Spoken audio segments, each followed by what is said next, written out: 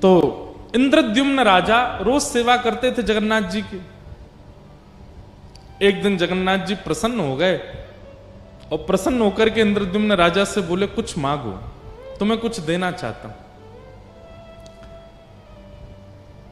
इतने में पत्नी आकर के भी बैठी तो जगन्नाथ जी बोले, तुम भी मांगो।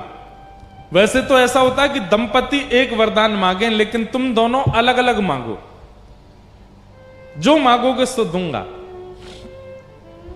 इंद्रद्युम्न राजा ने नेत्र बंद करके क्या मांगा, ऐसा आश्चर्यजनक, मेरा वंश वर्धन ना हो, मेरा वंश बस मुझ तक ही रहे, मेरे बाद कोई हो ना। जगन्नाथ भगवान बोले, इंद्रद्युम्न राजा ये कैसा वरदान मांग रहे हो? सब लोग अपना वंश आगे बढ़ाना चाहते, तुम कहते वंश ही ना बढ़े। इंद्रद्युम्न राजा बोला कि नाथ, मुझे भय है कि जैसा प्रेम, जैसी भक्ति मेरे चित्त में आपके प्रति है, कहीं मेरे बच्चे, उनके बच्चे या कालांतर में जाकर के उनकी पीढ़ी में अगर वो प्रेम नहीं आया तो लोग बाग क्या कहेंगे, ये बिल्कुल जगन्नाथ जी से प्रेम नहीं करते। कौन है? बोले इंद्रद्युम्न राजा का वंशज है। तो मुझे बहुत पीड़ा होगी, मेरा जैसा प्रेमी मेरे वंश में होगा इसकी मुझे गारंटी नहीं है, इसलिए मेरा वंश बढ़े ना, यहीं रुक जाए, मुझ पे ही अंत हो जाए, ऐसी कृपा करो। जगन्नाथ जी बोले, वाह भैया, तुम्हारे प्रेम की हम बलिहारी, कैसा वरदान मांग रहे हो। ठीक है, तथास्तु। मन ही मन मांगा था, बोला था नहीं। बगल में पत्नी बैठी थी। जगन्नाथ जी ने कहा, तुम मांगो, क्या चाहिए? पत्नी ने वरदान मांगा कि मेरी जैसी भक्ति करने वाला, सेवा करने वाला आपका सेवक और हमारा एक पुत्र जन्म ले। जगन्नाथ जी सोच में पड़ गए, अब क्या करें। पति कह रहा है कि वंश आगे ना बढ़े, पत्नी कह रही है एक बालक हो जाए। इंद्रद्युम्न राजा अपनी पत्नी पर नाराज हो गया, तुम महाप्रभु जगन्नाथ जी से संतान कैसे मांग सकती हो? तुम संसार की वस्तु मांग कैसे सकती हो महाप्रभु जी से? अरे तुमको जो रुचिकर लगा तुमने मांगा, मुझे जो रुचिकर लगा मैंने मांगा। एक संतान तो चाहिए। मां को तो तभी सुख मिलता है, ब्याह के बाद उसको इच्छा होती है कि मेरे गोद में मेरा बालक हो। महाप्रभु जगन्नाथ जी बोले, तुम लोग झगड़ो मत, मेरी टेंशन दूर करो। ये दो अलग अलग चीजें मांग रहे हो, तुम कहते हो संतान ना हो, ये कहती है एक संतान हो, कैसे होगा पूरा? इंद्रद्युम्न राजा बोला, आपको मेरी बात माननी पड़ेगी। गुंडीचा बोली, नहीं नहीं, मेरी बात माननी पड़ेगी, भात दाल तो मैं ही बना के लाती हूं आपके लिए। महाप्रभु जी बोले, अच्छा रुक जा, हम तुम दोनों की इच्छा पूरी करते हैं। बोले क्या? इंद्रद्युम्न ने मांगा कि उसके संतान ना हो, नहीं होगी।